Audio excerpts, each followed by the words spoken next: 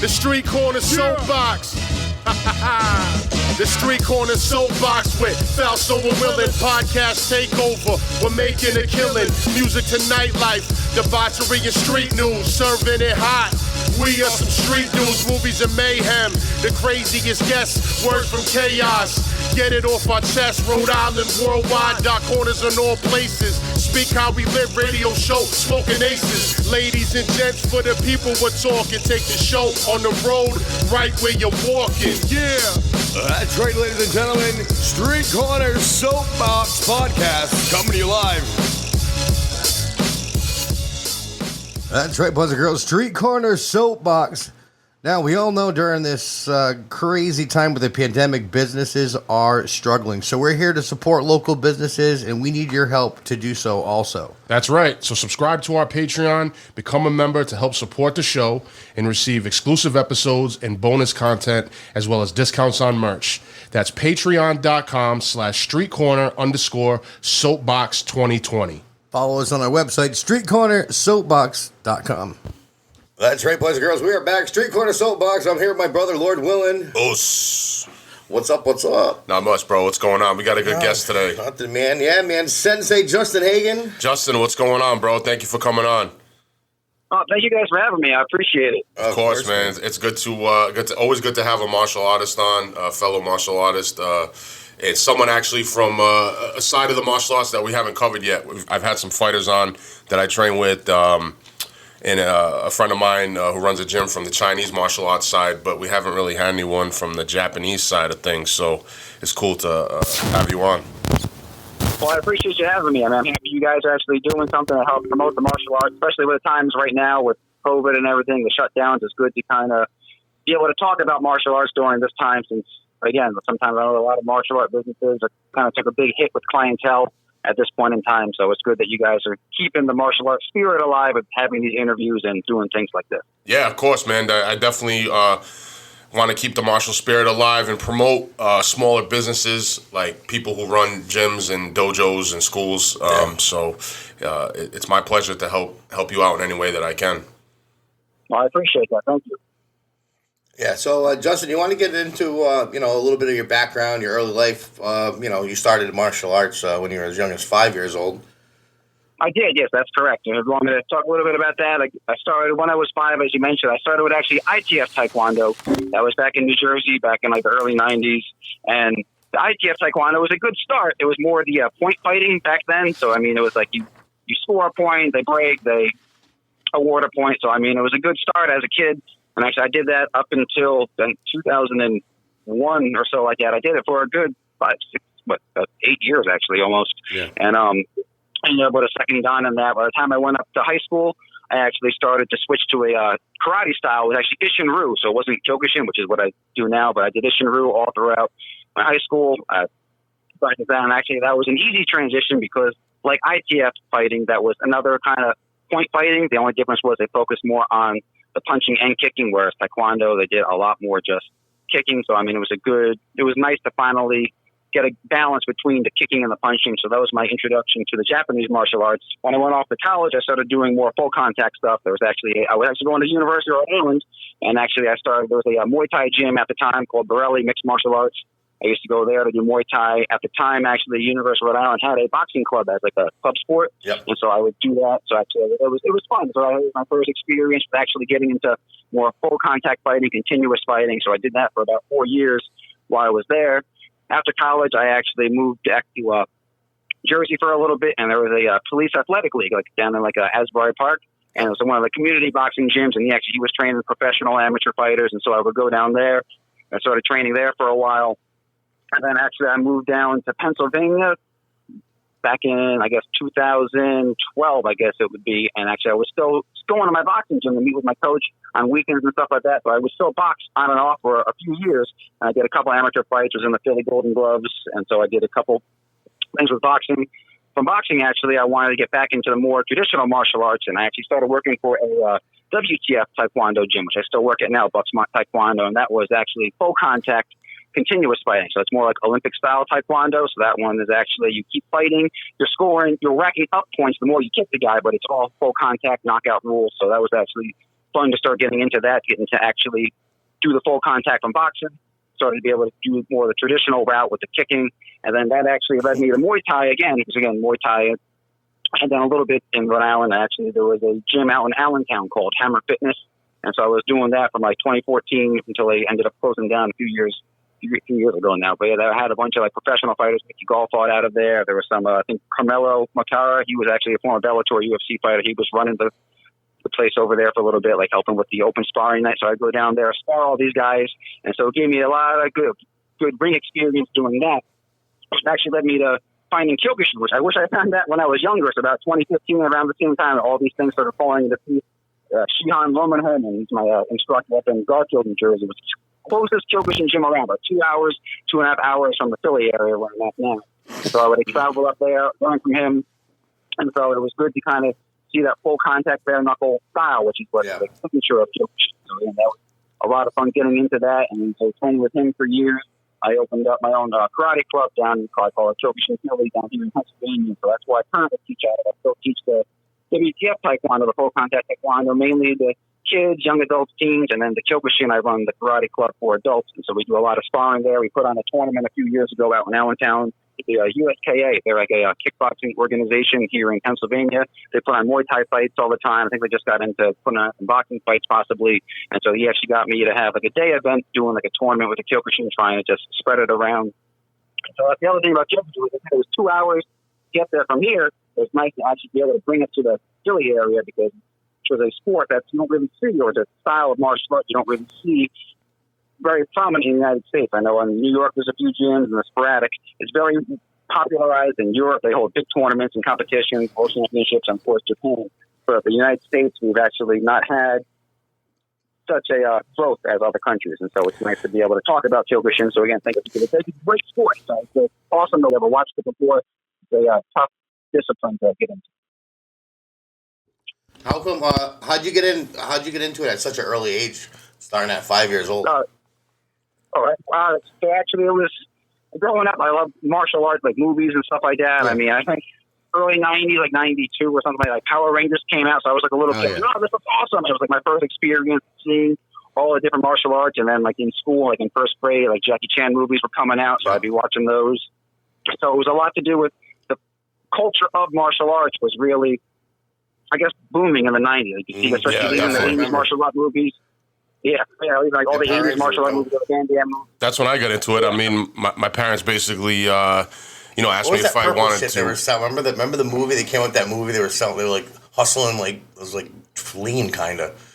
A karate movie? And martial arts movie? The Power Rangers movie. The first one I don't know, dude. I don't. I mean, I used to watch Power Rangers as a kid, but I don't remember. Yeah, I remember. But yeah, I had a similar experience. I got into, I guess it was a hybrid of Taekwondo and Kempo. I did that for a while, and pretty much, I kind of just became, I guess, disenfranchised with it. It was more of, I guess, what you would call McDojo style of karate compared to the real deal stuff. Yeah. What is that? Well, McDojo, I mean, Justin, you can elaborate on this as well, but in my opinion, McDojo is kind of like franchised schools that are, they market towards kids especially, and, they so give it's like you... what you see on TV, kind of. Like pretty much all the stuff that's you on... get new ranks, like you probably test for a new stripe on your belt every fucking month, and... you have to do like demo teams and go to malls and do competitions, and I don't know, Justin, you want to elaborate on that at all? So you actually described it pretty well. It's more just like another activity. Yeah. With another activity for kids, it keeps them moving. So I mean, any fitness, I'm happy with.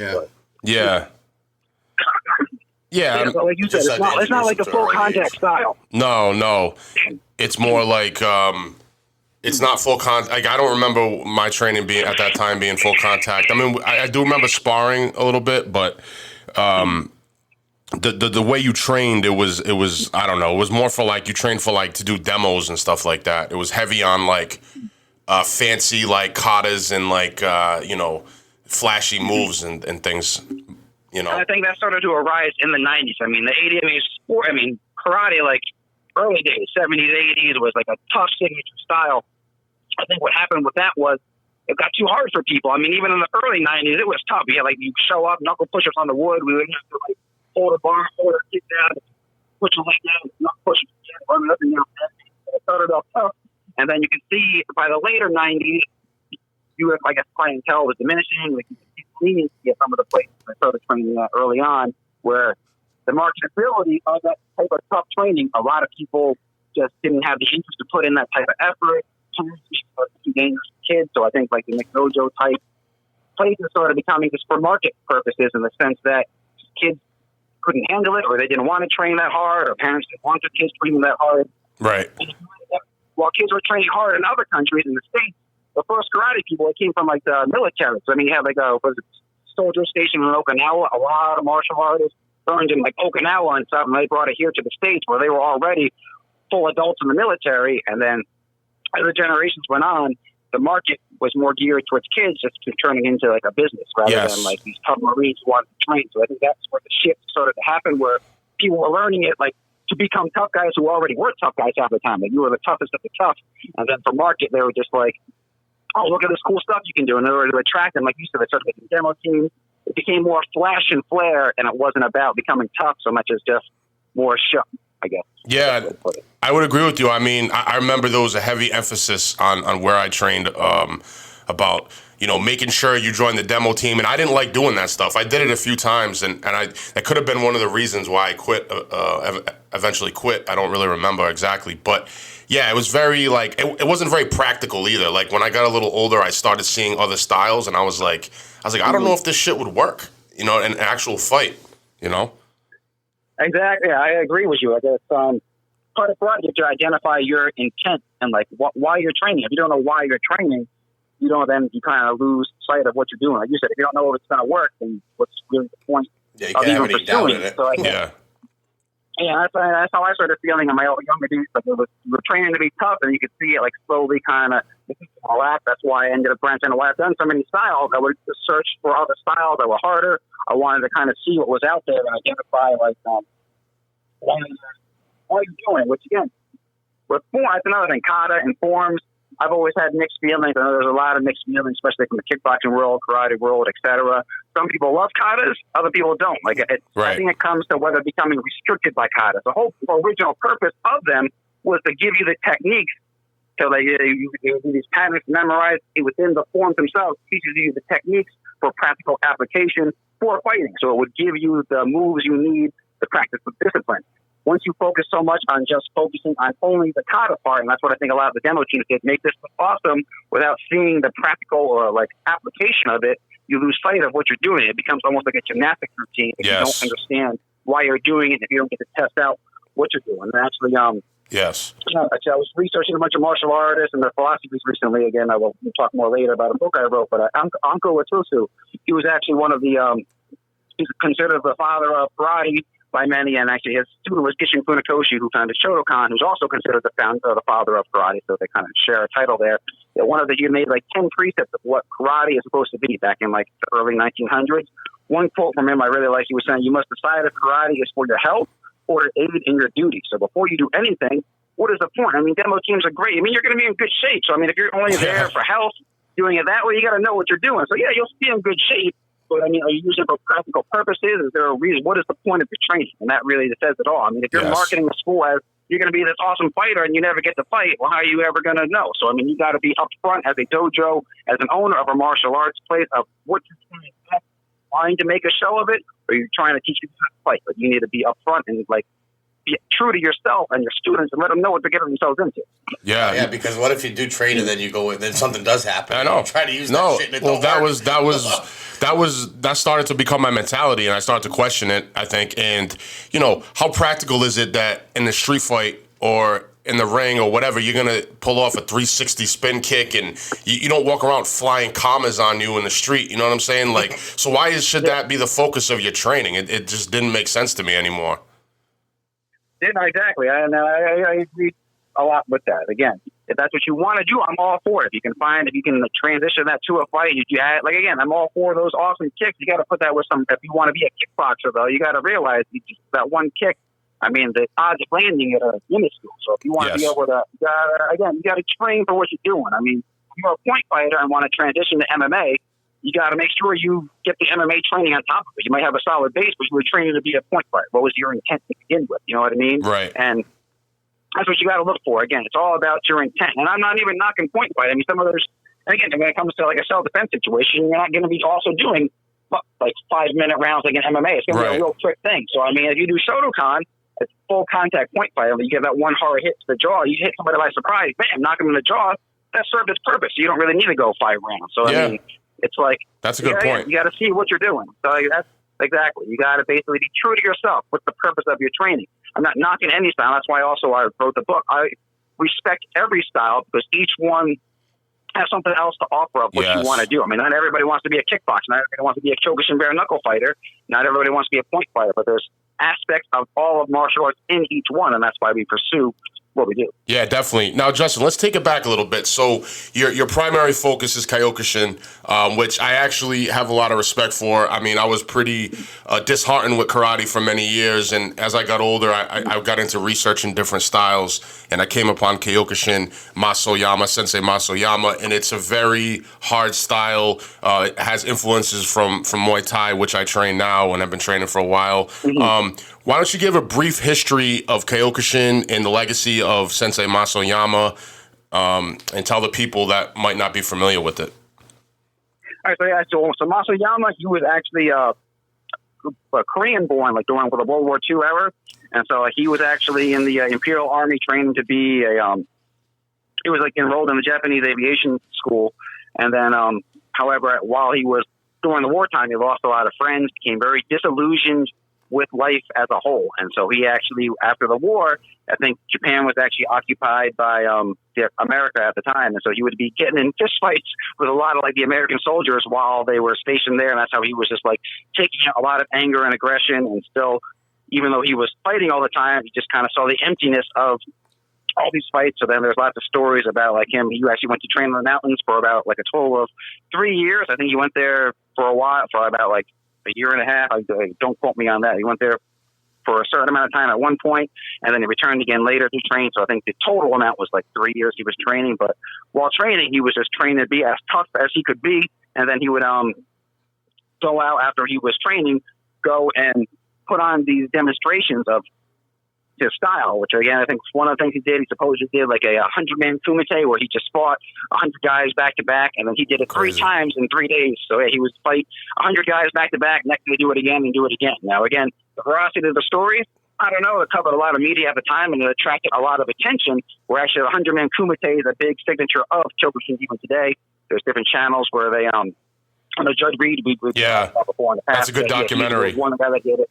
Yeah, so if you ever look up the Judd Reed documentary, 100-man fight, I think it's called. Yep, 100-man kumite. So yeah, so if you want to look up like the training involved in that, it's just a lot of just conditioning. And the whole point isn't so much to beat every opponent; it's to kind of outlast, just to see if you can hold up. And that's what I kind of like about Kyokushin. It's about your personal endeavor and experience to see how hard you can push yourself. Like winning is great, but the ultimate goal is basically to push yourself and challenge yourself, and so that winning is secondary. If your training is up to par, you win. If it's not, you don't. But it's more just about like conditioning yourself as see how much can you take, how much can you surpass your own limitations. That's what I like about it, and that's where the more karate philosophy comes in. Even though it's a full contact style like Muay Thai, it's more about how strong can you get, how much can you take, how much can you push yourself out there, and how much can you better yourself is what it comes out to more than anything else. Now, do you think Mas Oyama developed Kyokushin because he was maybe disheartened with karate at the time? I think maybe. I don't know exactly what his...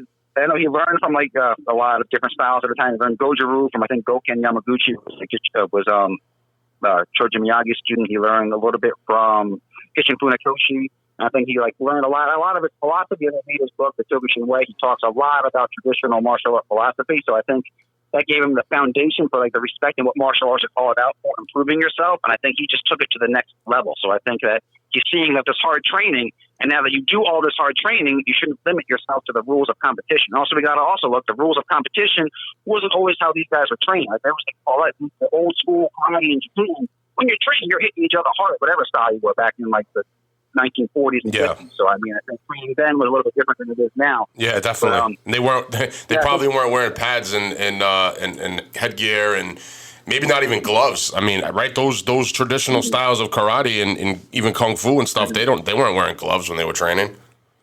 I know, yeah, exactly. And I think what happened was, though, because they were so respectful, though, because the rules kind of like, it showed a lot of respect in the rules. And also, if we look at like where they're coming from, kendo, like another real traditional art of sword fighting, all it is that one move, bang, you cut, and the person's dead. So I think they transitioned that type of mentality to the karate world. That's why there was so many point fighting type systems, in the sense that when you look at the rules of kendo, one cut, that's the end of the match, because if that was a real sword, you'd be dead. Messed up. So it's, exactly. So I think that's where they. Do they train with real swords in kendo? I'm not really sure.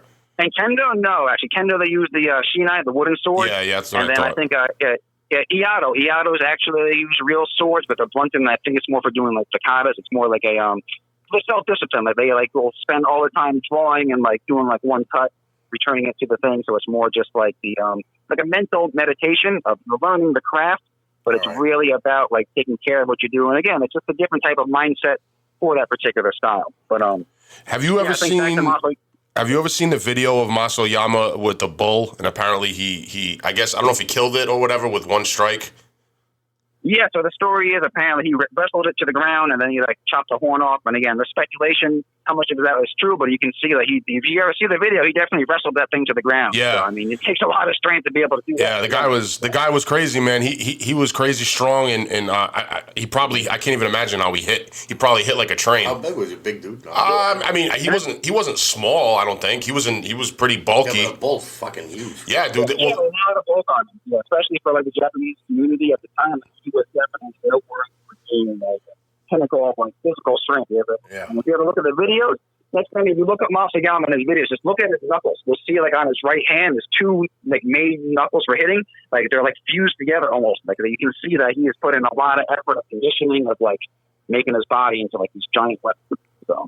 Yeah, I mean, any man who can wrestle a bull with his bare hands, I mean, that I wouldn't want to mess around with that dude, you know? Yeah, it's crazy. That's next level of training right there. Justin, why don't you talk, and this is something that always interested me with the harder traditional styles of karate is the body conditioning.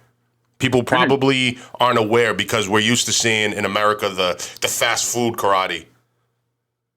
Yeah, so actually, the conditioning is all types of stuff. I know I have my students doing this every class. The one thing is legs. Legs are incredibly important. If you're doing Muay Thai, when you first get kicked in the leg from never before, it's horribly painful. So I mean, if you're not used to that type of thing, it takes conditioning. So I mean, you'll pair up with somebody, the leg just to get used to that and kind of build up the conditioning for that. Same thing with inside leg kicks.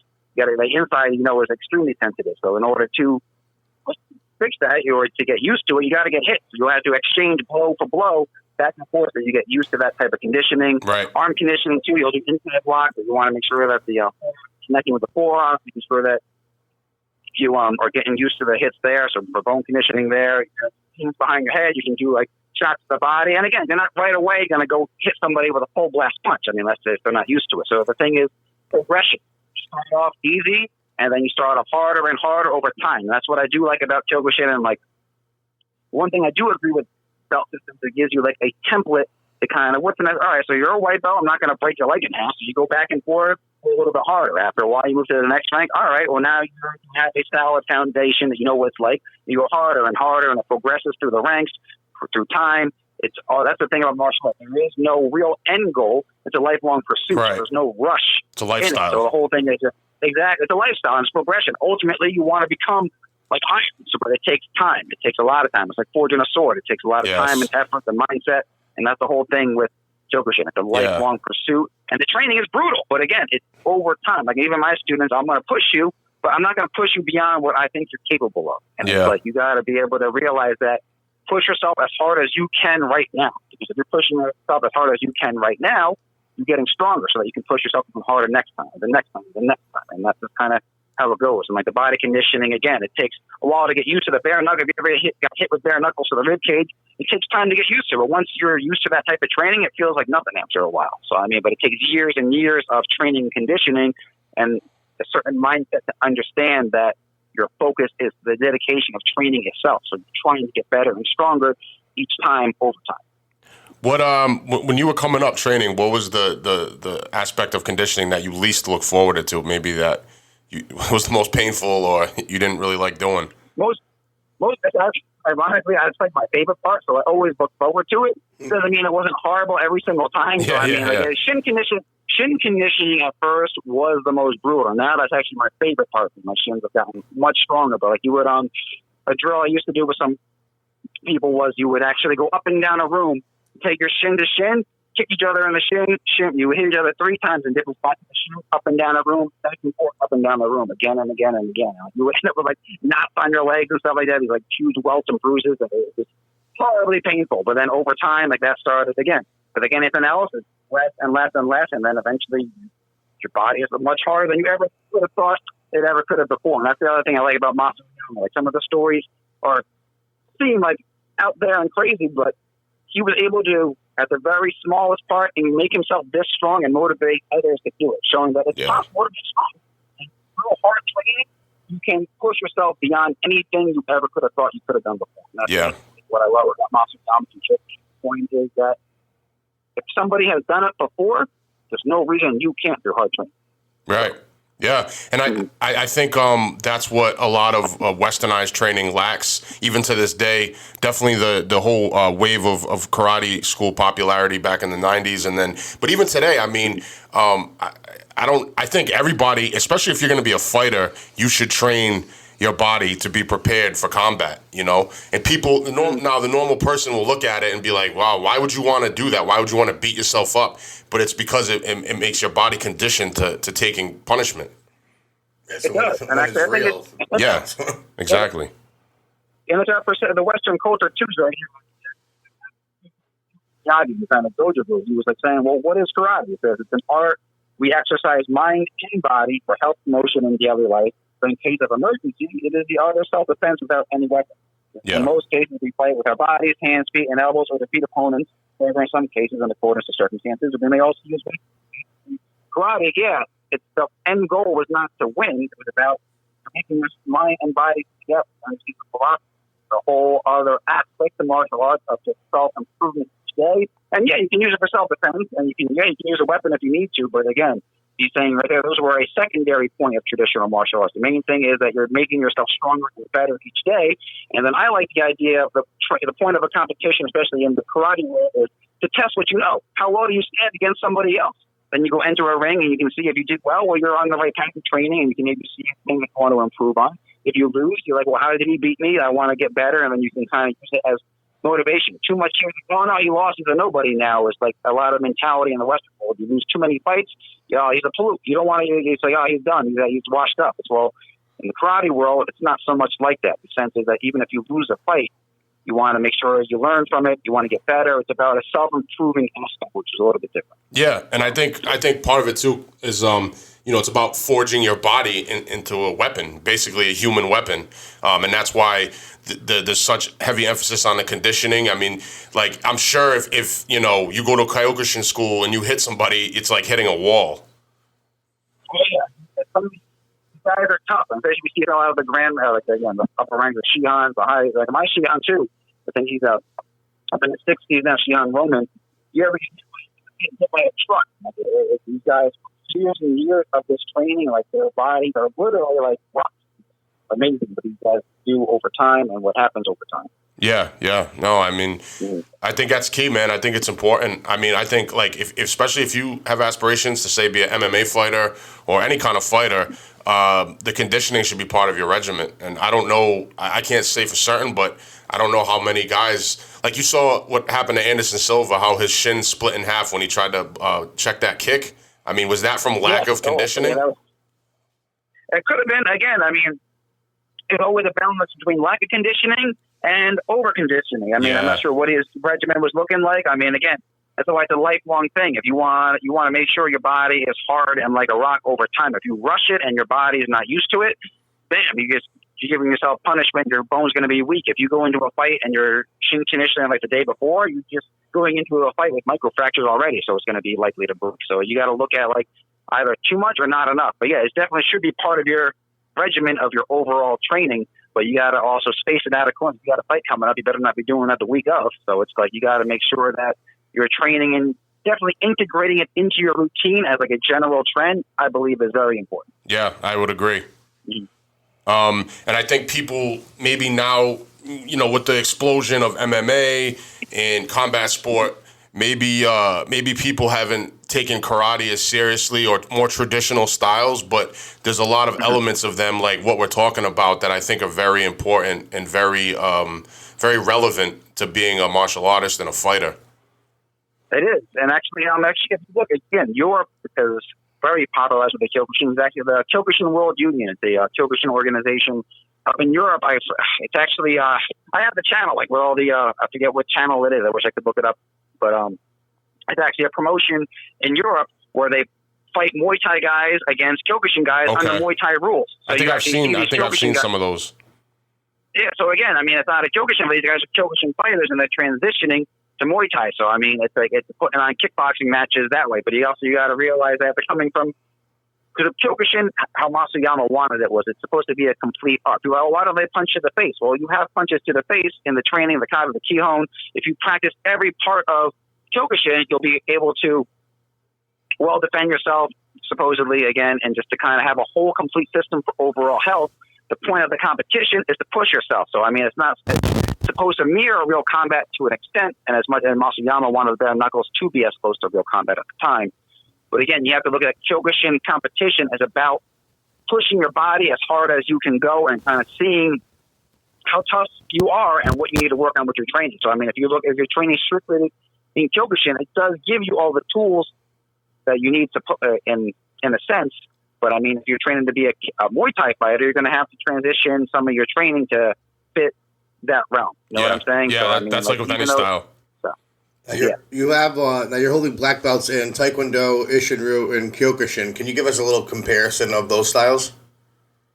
Yeah. So again, the ITF, Taekwondo, and the Ishinryu were very. I guess again, they were the style of training was point fighting. You hit. One of the things that was like the traditional point fighting back in like the old days, or like I said, where they kind of mirrored after kendo. It was hit, break, and then the WTF Taekwondo and the Kyokushin now is full contact, continuous fighting. So I mean, I've always loved the full contact more than anything else. But I mean, Taekwondo again in general, even the ITF and WTF focus a lot on the kick end of it, and then Kyokushin focuses more on conditioning and punching and kicking, but you definitely, if you ever watch a Kyokushin fight, they'll definitely use their hands a lot more to set up like a head kick. Yes. So, I mean, like the style of fighting is different. You see Taekwondo guys are throwing quick kick, then looking for the knockout kick. So actually, I like that I have the Taekwondo and the Kyokushin.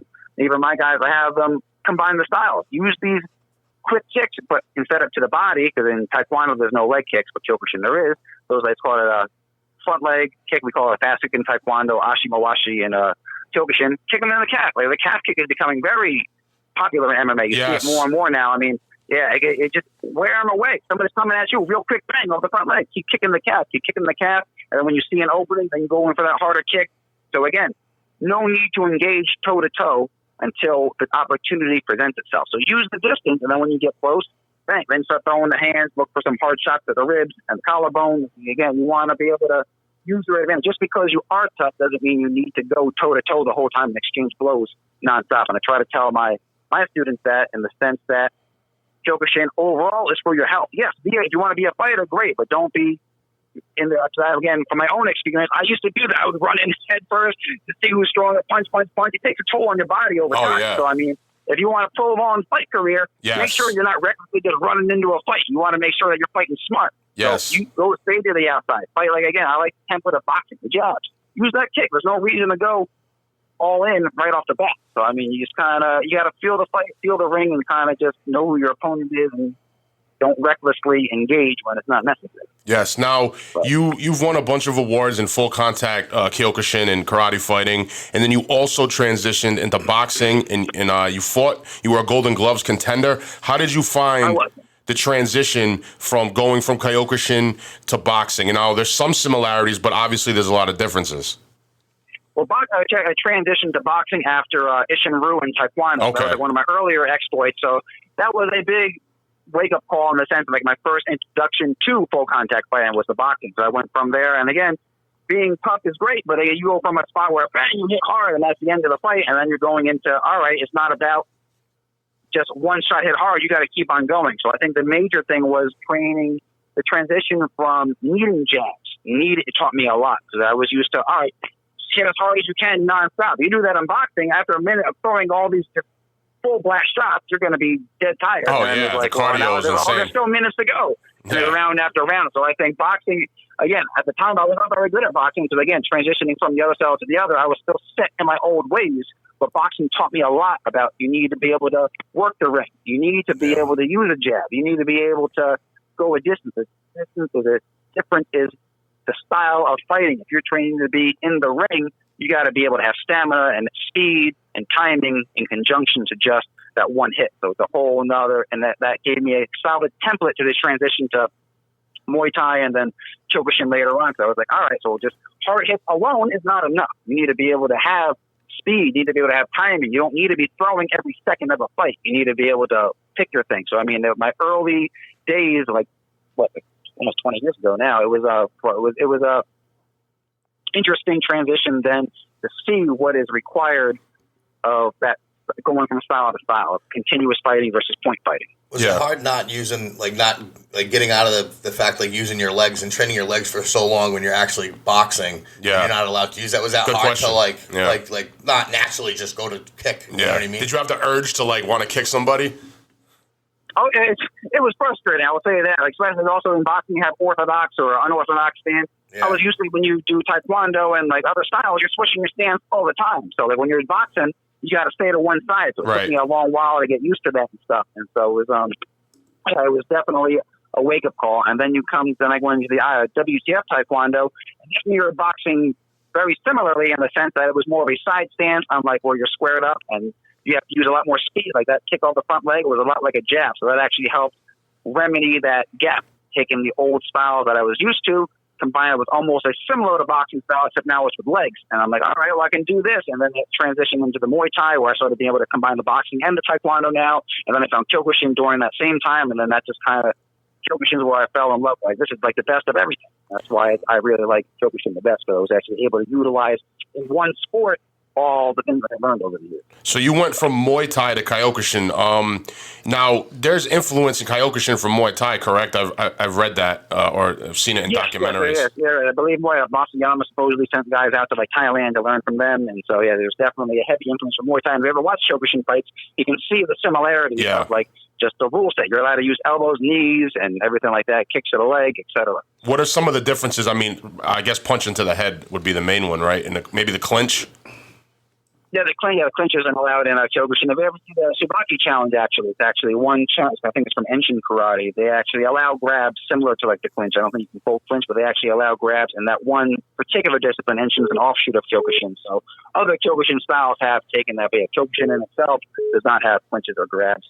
But I think the main difference from Muay Thai and Kyokushin is that, I mean, nowadays you see a lot of Kyokushin guys fight similar to Muay Thai. They'll feel the ring experience. They'll like kind of look for the shots. They'll kind of have a jab. But if you look at real traditional Kyokushin style of fighting, was you're going in blow for blow nonstop on each other, seeing who's going to drop first, compared to Muay Thai, where it's a lot more similar to boxing, where you're feeling the ring. You're throwing the jab, you're looking for the shot, then you move in, you throw the clinch, the elbow then. So I think the main thing with Kyokushin, that just because you don't have gloves on, you're trying to drop the person first. So you're just going in nonstop, throwing these hard hits at a guy, trying to break him first, and you're looking for a shot for that one head kick to like knock him out. And so the main difference was, especially in the early days of Kyokushin and Muay Thai, was that I guess Kyokushin's more explosive. It's very exciting off the bat. You're looking for that nonstop action compared to Muay Thai, where it's similar to boxing, where you want to feel out the ring, throw the jab. And so that was like the main signature difference. Nowadays, that gap is closing a lot more. If you watch more modern day Kyokushin, where they're trying to adapt that smarter type of fighting in a sense. Yeah, because a lot of the videos I've seen are just like, it's that nonstop, like they're constantly just hitting to the body, basically standing in front of each other and just going at it. And then, sometimes they'll throw the head kick in and someone gets knocked out. You know what I'm saying? But I mean, it's very intense. It's like nonstop, definitely nonstop action. That's for sure. I mean, Kyokushin is extremely exciting, right? If you're looking for something right off the bat, bang, you see these guys going for these explosive blows, and Yeah, but again, it also depends on where you're coming from, what you're trying to do. Are you trying to be a toe-to-toe player? Do you want to kind of feel it out? But it depends on what your game is. But again, the majority of the path, especially, you still see it, of course. Kyokushin's signature is that blow-to-blow exchange, but you can definitely see more people fighting a little bit similar to boxing and Muay Thai style of trying to feel it out a little bit. Yeah. Now, coming from boxing, when you entered Kyokushin competition, did you ever have the urge to want to punch someone in the face? Not so much, only because my base was the ITF Taekwondo and the Ishin-Ryu, and so I was used to not punching to the face from those styles. So actually punching to the face was new when I was doing boxing and Muay Thai. So when I went to Kyokushin, it was a lot more familiar to not have to hit them in the face. So I was like, all right, I'm used to this back when I was younger and stuff like that. So that transition actually, I think it was more of an imprint when I was younger that stuck with me to not hit them in the face. Okay, that makes sense. Now, this is close to home for us. You studied at URI, University of Rhode Island, which you mentioned earlier, from 2007 to 2011. You obtained a bachelor's degree in history with a minor in philosophy with emphasis on East Asian studies. And then, so talk about, a little bit about your experience at URI, the home of the Rhode Island Rams.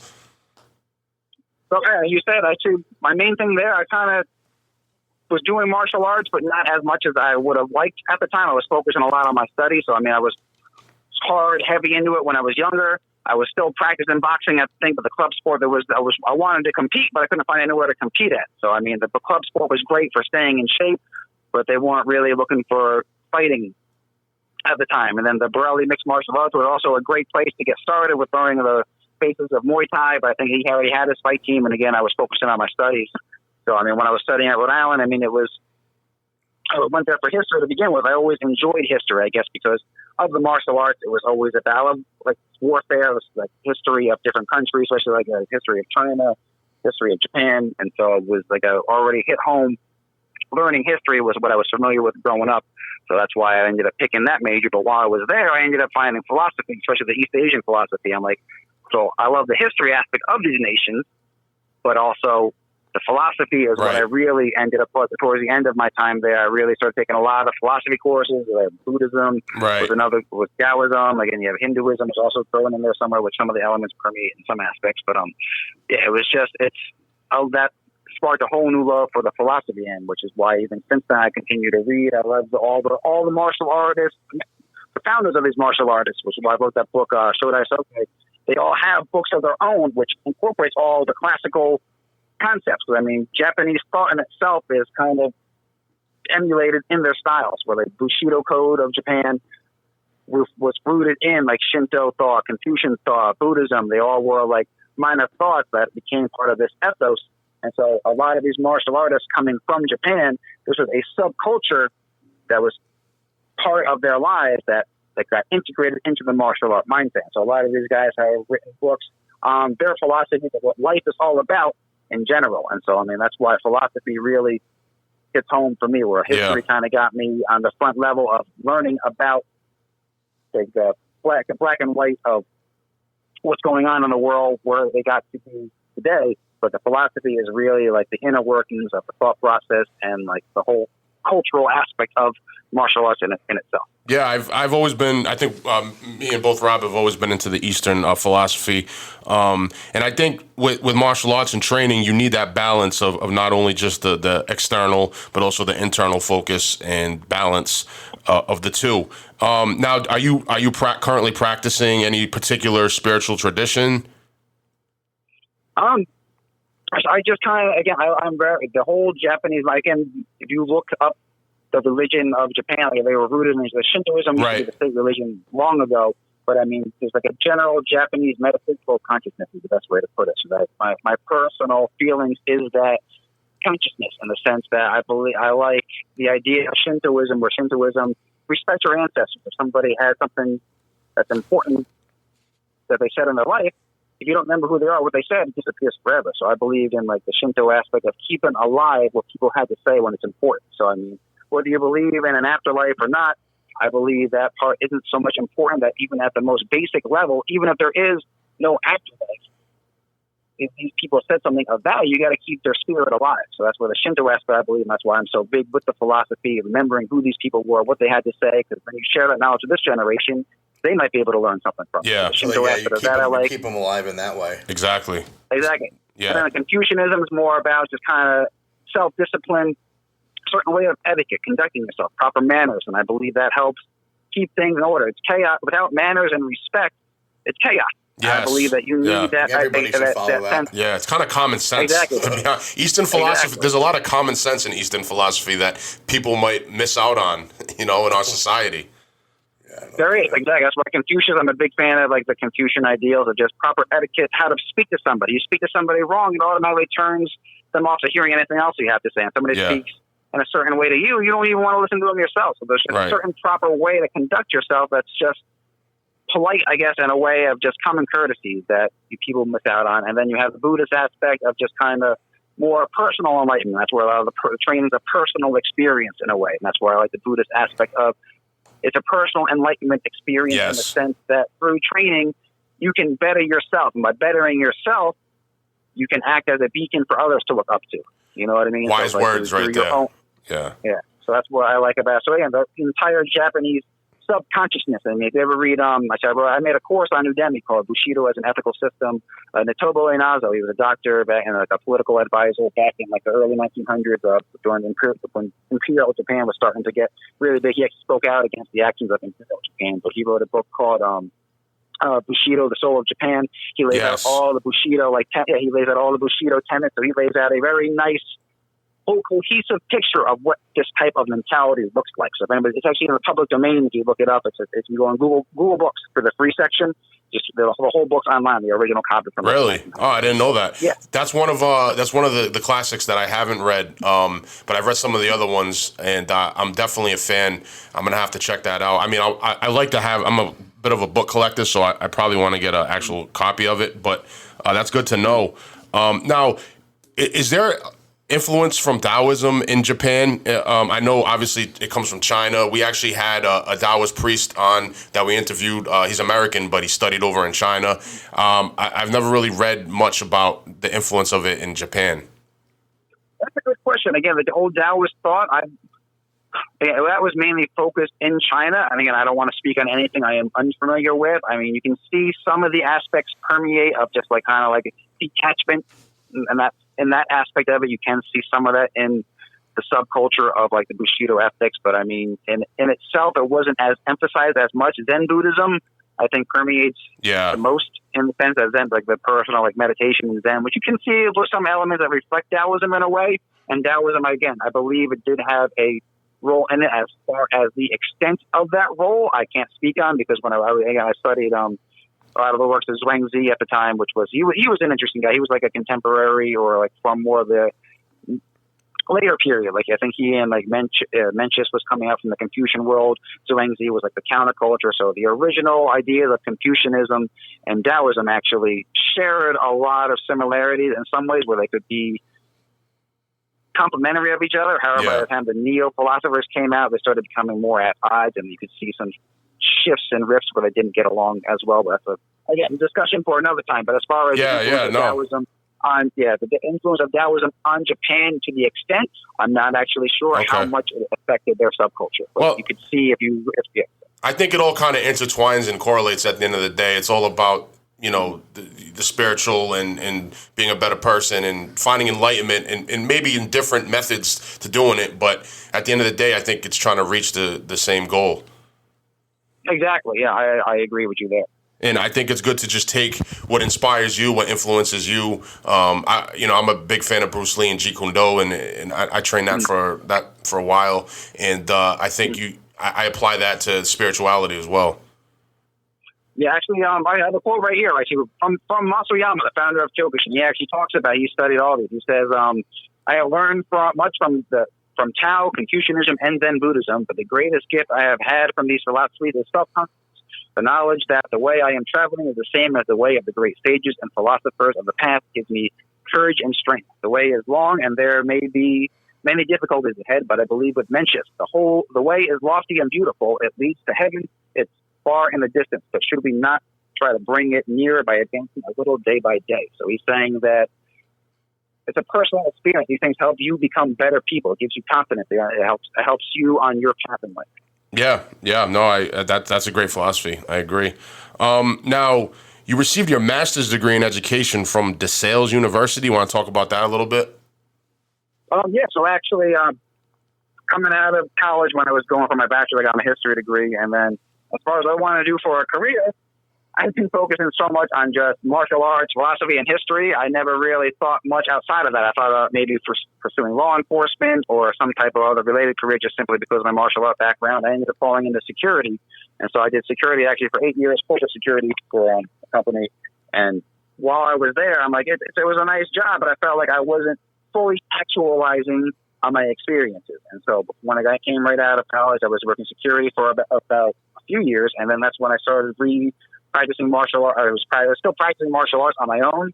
And then it was while I was doing security, I actually got approached by a friend to start teaching community martial arts. I'm like, oh, that might be fun. I mean, it'd be kind of good to start teaching a little bit. So I actually started out working for a nonprofit organization called Kids Safe, which was bring like community education for like low income areas. So I started with that, and I was like, oh, I actually really like teaching. This is actually a lot of fun. And then that's where I got approached by the Bucksmont Taekwondo, where I currently still teach after all these years. And they're like, oh, we're looking for an instructor. So I started working there, and a great environment. And it was a lot. And I was like, I really am enjoying teaching. I want to maybe pursue this. And that's why I looked into education as a career. And DeSales was offering a graduate program for a master's. And so I was like, I'm going to enroll in that. So I ended up going to DeSales and got my degree in education by 2018. I got my master's degree, and actually I've been working in conjunction to being a martial art instructor. I've actually been a substitute teacher for the different local school districts out here. I'm a learning support instructor now, and I still do other various things for the school district. Oh, so cool. So you currently work for the school system? I do, yes. And you want to get into a little bit about the school Kyokushin Philly and the effects like COVID's happened. Obviously, it's kind of put a damper on a lot of training and the business, I'm sure. Yeah. And I'm not really familiar with what's going on in Philly. How you guys been doing with COVID? I know it changes state to state. Yeah, well, I'm right outside of Philly, luckily, but Philadelphia, they've had a lot more restrictions, so we're right outside of Philly, and so they had the mandatory shutdown back in March all summer long, and then we switched to online classes for a while there. By the end of the summertime, they finally let us reopen, so we've been kind of on like a hybrid basis. We'll be in like every other day in the dojo, then we'll do an online class, so it's been kind of sporadic. And I know some people are more apprehensive on returning, so it took a hit with enrollment, unfortunately. But we're getting some solid people. Those are really, really dedicated to it. They're training because they love it. They're training at home. They're training any way they can because it's, again, it's a lifestyle martial arts. So if you really are into it, you can train no matter where you are. Now, what led you to want to actually open your own school? It was the love of teaching. It was just kind of the next progression. I mean, after all the experiences teaching kids, I have this knowledge to offer people, and if I can give it to them to make them be able to benefit from it, it's almost I feel like teachers have an obligation when they have something that they have gained knowledge in. If you don't impart it on others, it falls to the wayside. So being able to have accumulated knowledge, I wanted to be able to share that knowledge and learn more. I'm all for learning from others. And that's what I believe about the martial arts community. I don't believe in arrogance. I know this, I know that. No, don't be arrogant. Everybody knows something. So, I mean, share it with others. I don't like the infighting within the martial arts. I mean, that's also why I don't like when people knock karate so much. Karate offers something that other styles don't. Yeah. You know what I mean? Well, and the other styles offer something that karate doesn't offer. So that's why I believe in sharing knowledge. Without sharing knowledge, you don't know what's out there, and you don't know what you're going to learn. Well, hopefully we can hopefully we can help promote that with this podcast too. Like and get the message out there that karate is a legit style of martial arts and training, and it always has been. It's just it was overshadowed by certain commercial elements. Yeah, it has gotten a bad rap. So again, I hope that's another thing. I try to promote it any way I can. That's also why again I've made courses online. I try to do videos. If you ever follow my Instagram, Kyokushin Philly, you'll see I try to just put out some sparring sessions we've had, just kind of show what the sport's all about, or what the style's all about. Because again, it's more than just a sport; it's the whole way of it. Now, how long have you been running Kyokushin Philly? I think since 2017. So yeah, about 3 years now. When I launched it as a karate club in conjunction to the taekwondo. So the taekwondo is like a Bucksmont Taekwondo. Outside of that, I run it as like a club for adults. Okay, cool. Now let's get into your book. You want to talk about the book, the title? Tell us all about the book. I know that's something that you're promoting right now, and I'm definitely interested in reading it. But yes. So it's called Shodai-Soke, 101 Quotes, Anecdotes, and Precepts from the Founders of Modern Japanese Martial Arts. So it's about just the founders of a lot of the prominent styles of Japan at the time. And I know people always say, well, what about this style? What about that style? I picked the ones that people actually had a lot of sayings and quotes from so that people could impart. So some other people were harder to track down, but this covers some sayings, the 10th Leadership Alliance, and Anko Itosu already. We have Jigoro Kano, the founder of Judo. He's included in here. Gichin Funakoshi, founder of Shotokan. You got Morihei Ueshiba, the founder of Aikido. Shibana Chosen, who founded Shorin-ryu. Choji Miyagi, founded Goju-ryu. Kenwa Mabuni, founded Shido-ryu. Shoki Motobu, who founded Motobo-ryu. You got Tatsu Shimabuku, who founded Ishin-ryu, which was a particular one of mine I wanted to learn more about. And then Mas Oyama, of course, who founded Kyokushin. So in this book, it's supposed to be a snippet, micro view of what these people said and what they had to offer. So there's like 10 quotes and anecdotes from each one of them so that you can kind of see what they had to say about what martial arts is supposed to be, how you can live healthy, better lives, personal betterment, and what their views on life as a whole was. And some of them overlap with similarities, other ones drastically vary. So it's interesting that coming from martial arts as a whole, each one has something unique to say. So in conjunction to just these short quotes, I include like lists of the actual first-hand books all these guys wrote so that people can actually go firsthand. If you like what he has to say, here's all the books they wrote. Go out, do your research, read it, learn from it. So I'm all about sharing knowledge, but you can't share knowledge if you don't know who they are. Like if you've never heard of some of these guys before, how are you ever going to read their book? And so it's supposed to be kind of a general overview of who these guys were, what they did, and what they had to say. And if you like what they have to say, go out and read more. So it's kind of like an accompanying guide to martial arts so you can kind of really see what these guys had to offer and how it may help you. Yeah, your book's kind of like a stepping stone into that world. Like someone reads your book and they like some of the quotes and they're inspired, and then that might want to, motivate them to go and do more research on said, sensei that you had in the book. Exactly. Again, I want people to find a new love for martial arts again, and not just the physical side, but the mental and the spiritual side, so you can really understand martial art in its entirety. Yeah, it's just equally important to do that, I think. It's all one. It's a lifestyle, like you were saying earlier. Yeah, it's definitely a lifestyle, and it's not just about fighting. You need that balance. People, I think, that train too much external, a friend of mine said this, they tend to self-destruct. You need that internal, that philosophical, that spiritual side. There's also an emptiness. Even at the end of it, once you reach a goal, a lot of the time it was striving for that goal that kept you driving towards it. And once it's gone or obtained, it can leave like almost an emptiness. You got to really see the bigger picture of what life is about sometimes. Yeah, definitely. It's a plateau. Yeah, you hit a plateau and you got to try to get past that somehow. Yeah. How long did it take you to research and write this book? Actually, I've had lots of time now. I wrote it since the summertime. I started it. So, with the shutdowns and then all the other things going on, it actually gave me a lot of time to write. So, I wrote a few books. This was just one of my projects. So, I have a couple I'm waiting to release. I have one on Miyamoto Musashi. I have possibly coming out in the near future. Some more commentaries on Confucius, like simplifying some of his principles, and a couple of other little side projects I've been doing. Yeah, the Book of Five Rings, that's a classic. Everyone should read that if you haven't. That's cool that you're doing something about Miyamoto Musashi. I'm a big fan of his philosophy. Yeah, he's got a lot of good quotes. And again, he's very much on the physical side and the mental side, but it's more about strategy, how to be a good fighter. And so that's another thing. All these books have something unique to offer. They're all worth a read. You got to see what these guys had to say. Yeah, no, they're legends. Musashi was... if the legend's true, he won a lot of fights. He was a warrior's warrior. Mm-hmm. Yeah, no, definitely. It's just to kind of see what his mindset was. How did you become this strong? And again, everybody has the potential to succeed. It's a matter of how far you're willing to take it and what you need to do it. Yeah, no, definitely. Justin, you want to talk a little about modern day Kyokushin and karate and like how the styles compare and contrast with MMA? I think you got to look at how Kyokushin as itself is complete in the sense that you don't plan on entering the ring because you're not trying to be a ring fighter. Self-defense, you can knock someone down the ground, bang, you knock them out. So again, the transition, it is a good style if you do it in conjunction with some deficiencies. You add, because if you're training to only be a Kyokushin fighter, you lose sight of the face punch, you lose sight of the grappling aspect. And while some of the katas and the techniques do include them, it's only a portion that is focused on it. So you need to really just direct your attention in the areas that you're lacking. So again, if Kyokushin has a great stand-up base, a great conditioning base, it gives you the targets.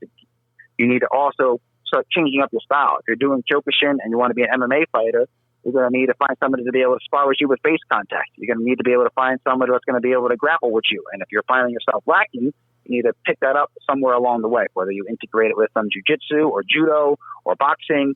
But again, you can, if you're just a straight Kyokushin practitioner, all the stuff is there. It's a matter of how much you emphasize it. And if you're finding that you're missing some information, you need to supplement it somewhere else.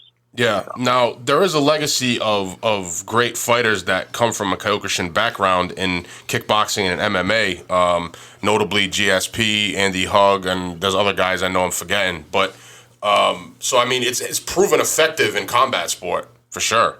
Yeah. Especially if you ever watch Andy Hughes fights from back in like the 90s, he was like in the K1 and everything like that. He was brutal. Some of those kicks he would throw. Like his axe kicks. Those axe kicks, dude, I've never seen anyone else throw them like that.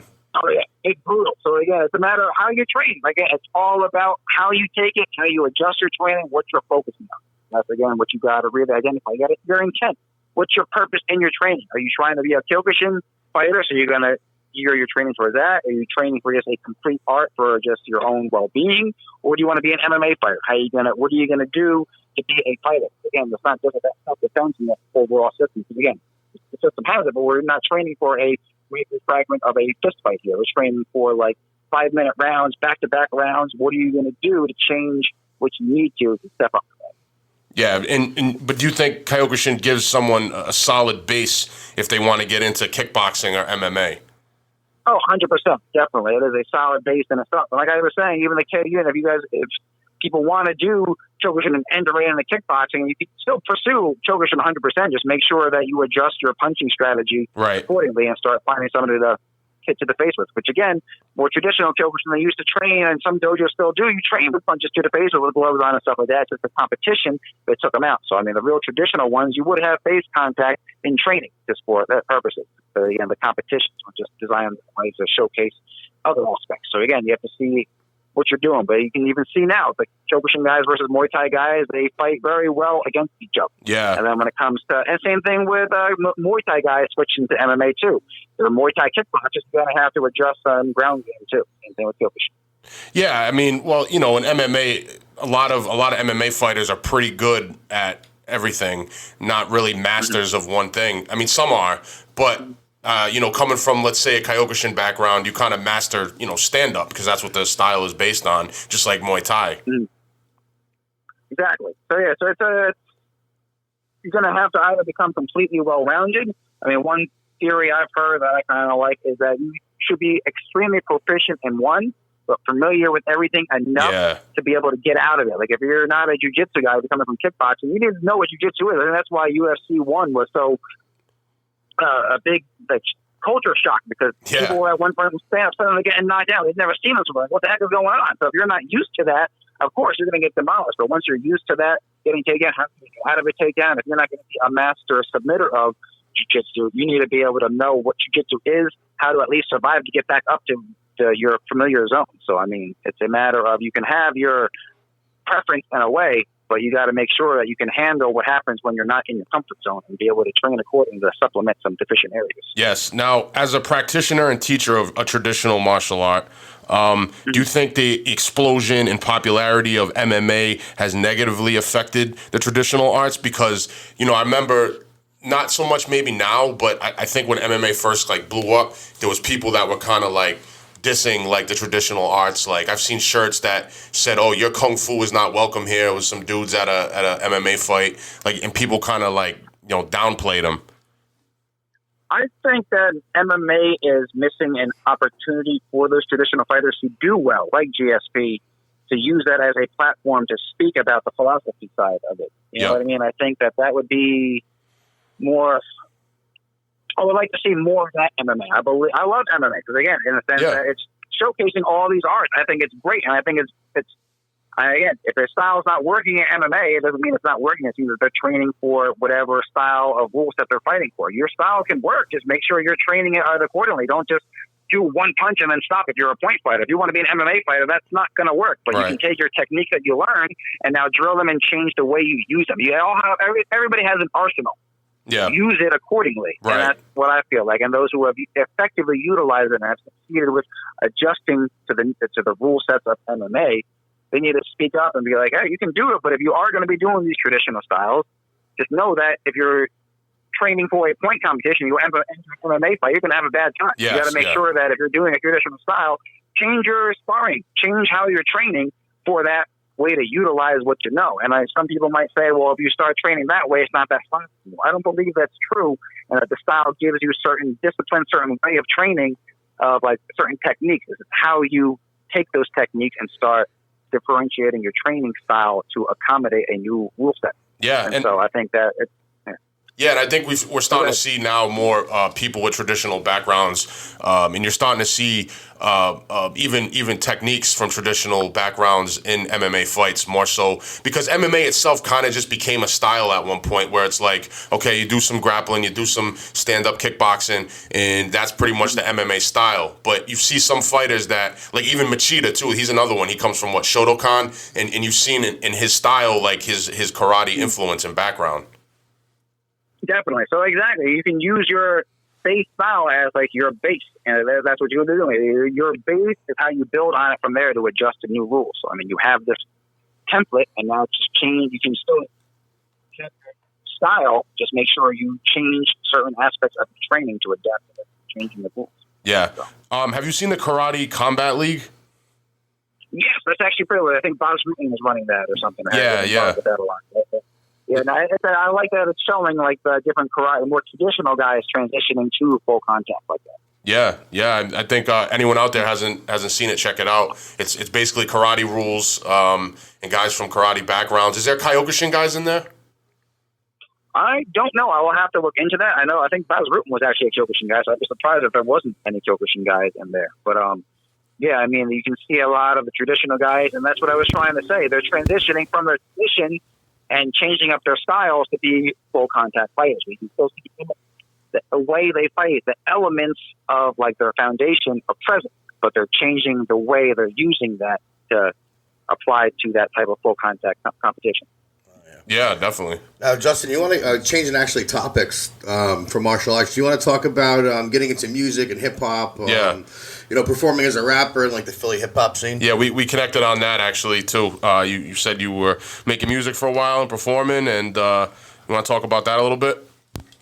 I'll talk about that briefly. Yeah, I don't talk about that as much, but I used to. I still do every once in a while. I mean, martial arts being such a major part of my life, it's that adrenaline, like the aggression aspect that actually a lot of the hip hop kind of was an outlet for me a lot of the time. I mean, the style of music, I used to listen to DMX, like the old school, like the more aggressive like style rappers, where it's just more about getting hype and stuff and utilizing that energy and taking that to training. And so actually, as far as me rapping myself, I just took that same energy from fighting and just kind of apply that to my music for more of that I have a very aggressive delivery, and I try to incorporate more martial art topics about training and just kind of, again, I'm a big fan of hip hop because I like that aggressive outlet, I guess, but channeling it towards a more positive outlet rather than a lot of the negativity that can sometimes be within the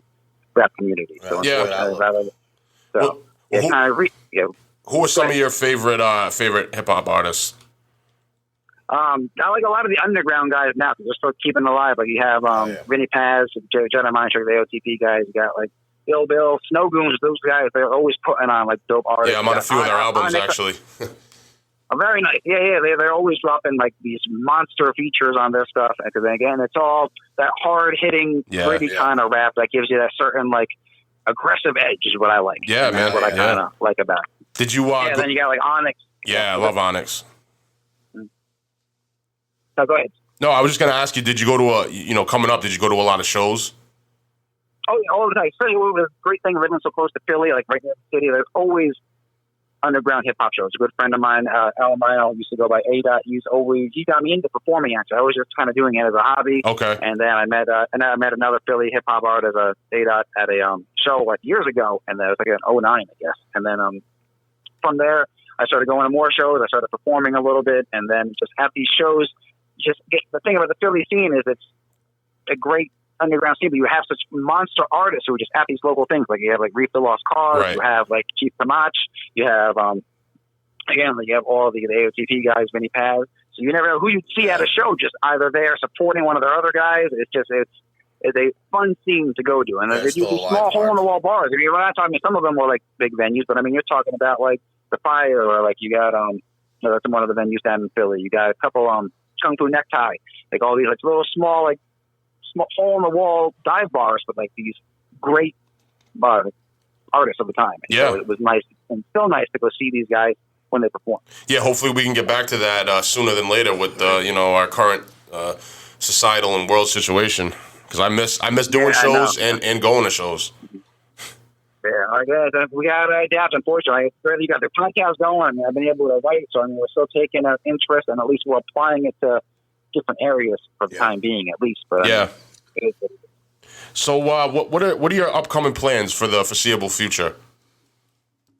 Just kind of taking it day by day. I mean, it's all contingent on, I guess, the shutdowns. I mean, I'd like to be building up my dojo, but I can only build it up so much for the time being. I mean, I love working for the school district. The sporadic shutdowns, I don't know when I can work in person, so it's a matter of just trying to find a balance. So basically, take it day to day right now, trying not to stress about it. And I mean, if I have the time, I'm going to work on a new project. Like I said, I got the time to write, so right now I'm just going to write. And then if I have the time to go back to work, I'll go back to work, and I'll still probably write a little bit, build up the dojo. But again, it's just having multiple goals, and whatever time presents itself to me, I'll use that time accordingly for what I'm working on. So again, I wish I could have larger goals, but I mean, as far as having large goals, I like again, it's hard to have long-term goals right now. Yeah. No one knows when anything. Things are constantly changing, so it's not easy. You got the right plan for sure. Yeah. You want to give out? No, go ahead. No, go ahead. I was just saying, I was going to have you give out your contacts, website, social media. You can promote your books, or books rather. Yeah, where they can grab them too. Yep. So then you look up Shodai-Soke. All you have to do is SHODAI then -SOKE on Amazon. The book will pop up right there. If you will find me on social media, just find me at Kyokushin Philly. So if you look up Kyokushin Philly, basically you'll find me everywhere. So you just type that in pretty much with the @ sign. You'll find me on Facebook, Instagram. You'll find me Twitter, YouTube, etc. So basically anything you want to find, contact me at Kyokushin Philly, and I can send you links to whatever if you have trouble finding the book, any of the courses I have on Udemy. But it's out there. So awesome. All right, so everybody, make sure you check out the book, and also look up Kyokushin Philly. He's a great practitioner and promoter of traditional Japanese arts, Kyokushin Karate, and martial arts in general. And I hope to train with you someday. I think it would be cool. That'd be. And anytime, I mean, Rhode Island's only about 4.5, 5 hours maybe from this area, and it's not that bad. So yeah, anytime. I mean, if I ever come back in the Northeast, I'd be happy to come visit you. Anytime you're down this way, you're welcome anytime. Yeah, absolutely. I look forward to it. Thank you for coming on. That was great. Yeah, Justin, man, thank you for your time, brother. We appreciate it for sure. Anytime. You guys have a good night. Thanks, you too. Awesome. You too. We'll talk soon. Thank you. Sounds good. Us. Peace. That's right, boys. Street Corner Soapbox. We're fucking out of here. The Street Corner Soapbox. If you're a fan of the podcast, you can help support the show by donating to our PayPal at paypal.me/Street Corner Soapbox. That's right, guys. Make sure to like and share all of our episodes. And for easier access to our show, check out our link tree at linktr.ee/Street Corner Soapbox.